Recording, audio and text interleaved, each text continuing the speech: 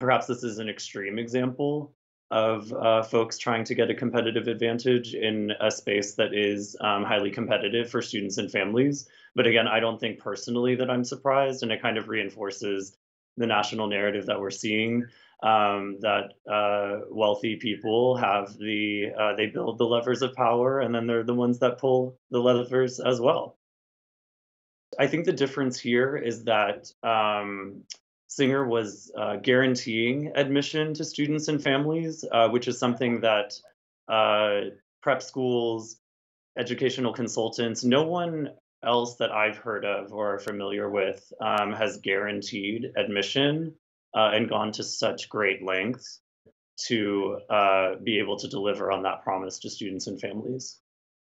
So, I mean, the mechanism of direct bribery is very different than going through the offices of institutional advancement, and so that's really the material difference in the two, and why I think this is such big news, because it's really I believe that Singer called it a side door instead of a back door. And not that either door isn't the front, which is perhaps the larger issue. The ACT is another entity that I think creates a barrier, since these are coachable exams. Families who can pay for tutoring tend to do better. And you also saw through this story that families who can pay to have their student diagnosed with a learning difference, whether or not that is actually present, to get extended time on these exams.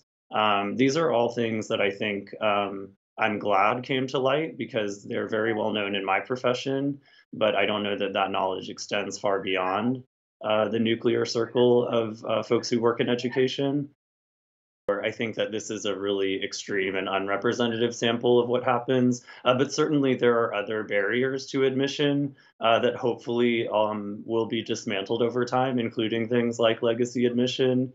Certainly it's unfair, but I think that the result of this will be net positive, and I also think that some of the barriers to entry to more elite schools have been dismantled over time, and I'm hoping that that playing field will be leveled over the arc of the next, several decades.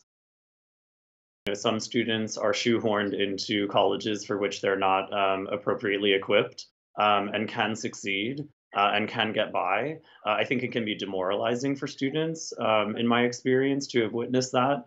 In contrast, I think there are also students who are admitted to schools to which they're not qualified, and the pressure is too much. They get completely overwhelmed, and they may end up transferring to another school that is less intense or better suited for their academic and social needs.